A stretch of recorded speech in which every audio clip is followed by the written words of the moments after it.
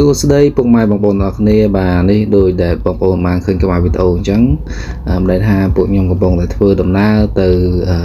វិធីបុណ្យនៅស្រុកកំណើតពិធីបុណ្យហ្នឹងគេហៅថាបុណ្យតក្ខិណានុប្រទានកតញ្ញូតាធរដែលធ្វើបុណ្យជូនដល់លោកតាតែគាត់បានចែកឋានយូរមកហើយអញ្ចឹងណាចឹងពិធីបុណ្យហ្នឹងជាទូទៅពួកខ្ញុំតែងតែធ្វើ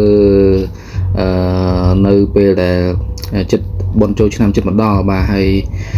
តែឆ្នាំនេះគឺយើងធ្វើយ៉ាងធំជាទូទៅគឺយើងគ្រាន់តែធ្វើបាំងស្គរលីងតួអញ្ចឹងណាបងប្អូន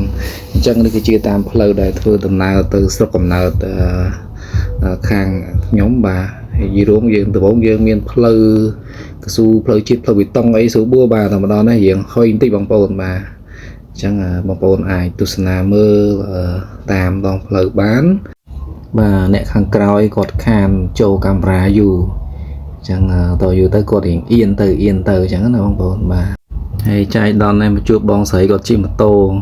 គាត់ជិះមួយបាទដល់ពេលខ្ញុំក៏ផ្លេគាត់ញាក់គាត់គេតោះយីជិះម៉ូតូមកអីនឹងជិះវាចាំណានេះ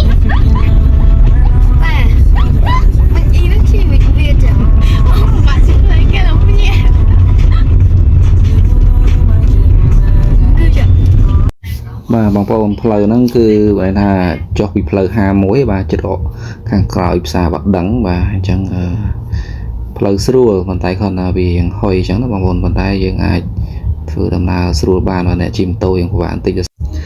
បាទអញ្ចឹងឥឡូវនេះដល់ផ្ទះឪពុកម្ដាយខ្ញុំហើយបាទប៉ុន្តែគាត់នៅទេ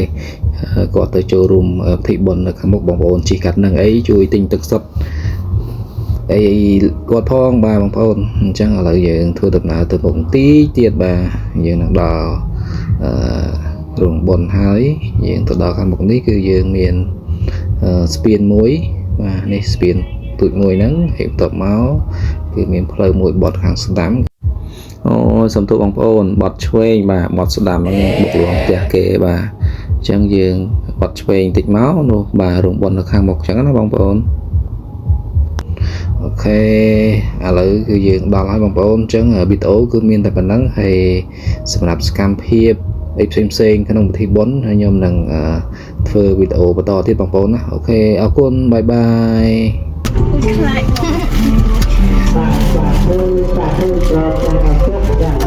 ដាក់មុខសុំអប់ក្រេតខ្ញុំមកវិញចោលហើយសាឡាមនោះដូចណាសាឡាចិត្តនិយមមែនតា